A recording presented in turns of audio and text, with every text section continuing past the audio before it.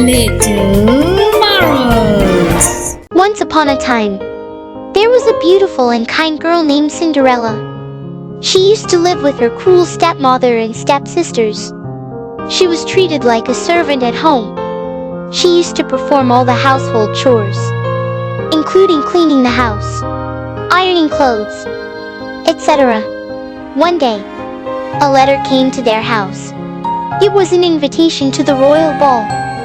The king and the queen wanted their son to choose his bride, and that's why everyone in the kingdom was invited. Girls of the entire kingdom were excited about the ball. Cinderella's stepmother instantly commanded new ball gowns for herself and her daughters.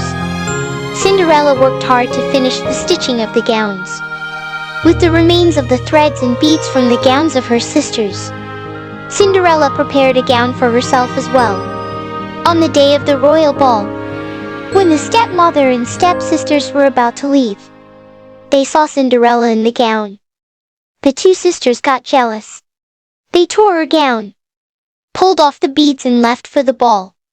Cinderella began to cry, but she was amazed to see a fairy in front of her eyes.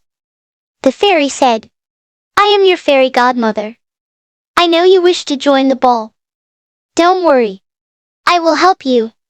She then waved her magic wand and transformed Cinderella's torn dress into a mesmerizing ball gown. Then she turned a pumpkin into a huge coach. Also, she turned 6 mice into 4 horses and 2 coachmen. Everything was set. But with all of this, came a warning: as soon as the clock ticks midnight, the magic spell would wear off. The moment she entered the ballroom, everyone was struck by her charm. Even the prince fell for her at once. He came and asked her for a dance. Cinderella's happiness knew no bounds. They danced and talked for the entire evening, until Cinderella realized the time approaching midnight. She ran away from the ballroom. As she was running, one of her glass slippers dropped on the stairs of the palace. At midnight, everything from the coach to the coachman transformed back to its original state: pumpkin and mice. She was again in that torn dress. Some time later, her stepmother and stepsisters arrived home. They were still shocked by the beautiful girl in the ballroom. The prince had fallen in love with Cinderella the moment he set his eyes on her, but was completely unaware of who she was. He wished to marry her. As soon as he found the glass slipper, he went in search of the foot that fits that slipper. The prince and his servants looked for the girl in every house. Finally, they reached Cinderella's house. The stepsisters tried hard to fit their foot in the slipper, but were unable to do so. The prince then asked Cinderella to try the slipper. The stepmother made fun of Cinderella by saying that she's a servant, so she can't be that beautiful girl at the ball. But the prince insisted that she should also give it a try. When she slid her feet inside the slipper, it fit her perfectly. The prince finally found the girl he was looking for. They got married and lived happily ever after.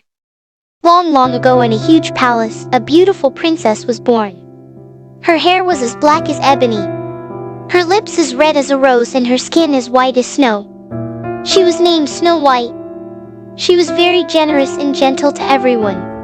Snow White had a stepmother who was beautiful but utterly cruel.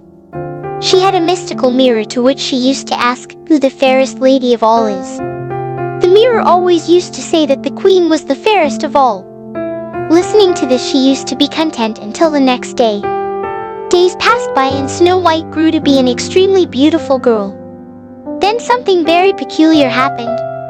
One day, when the cruel queen asked the mirror who the fairest lady of all, the mirror answered Snow White. Hearing this, Queen got infuriated with envy. She decided to get Snow White killed. She appointed a huntsman to take Snow White far into the woods and kill her. Although the huntsman took Snow White into the woods, he decided that he would not kill her. He told Snow White the whole scenario and left. Snow White was all alone in the forest. She was scared and completely unaware of the way to find her way out of the woods. She started sobbing and running through the stones and thorns. It was getting dark when she finally saw a small house. She took a sigh of relief and approached the house. She entered the house but found no one there. Everything in the house was little. The house looked messy. She cleaned the house, and when she was exhausted, she lay across 7 small beds in a row. After some time, the residents of the house Seven Dwarfs returned from an exhaustive day at the mines. They were startled to see their house so clean. Then they saw Snow White sleeping in their beds. They screamed with shock. Snow White woke up hearing them shout. She too cried out in astonishment. Then all the dwarfs introduced themselves to Snow White and asked who she was and what she was doing in their house. Snow White acquainted them with the whole incident, with the huntsman and how she found her way to the house of the 7 dwarfs. The dwarfs felt pity for her. They told her that she can stay in the house if she can help them with the household chores and make them suppers. Snow White happily accepted the condition, and they all started living merrily together. During the day when she used to be alone at home, she used to play with the small birds and animals around the home. She was very content with her peaceful life. The cruel queen, in the misconception of death of Snow White, proudly asked the mirror the same question yet again: who is the fairest lady of all? And to her biggest shock, got the reply from the mirror: Snow White. She was fiercely puzzled on hearing this. She understood that she has been deceived by the huntsman. This time, she decided to take the charge herself and kill Snow White. She went to her secret room and poisoned an apple. It was so heavily poisoned that even a small bite could kill the person who eats it. She impersonated herself as a hag and left for the dwarf's house. Reaching the dwarf's house, the wicked queen knocked on the door.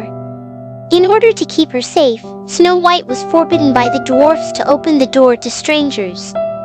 Snow White opened the window and asked the purpose of the old lady at the door. The queen in disguise told Snow White that she is selling the tastiest apples. Reluctant to take it at first, poor Snow White fell into the trap and got enticed by the beautiful apple. She merely took a bite of the poisoned apple and fell to the ground dead. The wicked queen cackled and went back to the palace. Once again, she asked the mirror who was the fairest lady of all. This time the mirror replied, "You, my queen." She gave a loud evil laugh. When the dwarfs returned from their work, they were shocked to see Snow White lying dead on the floor.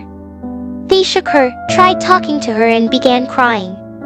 They kept her safe inside a transparent glass coffin and made sure that one of them was always there to protect the coffin.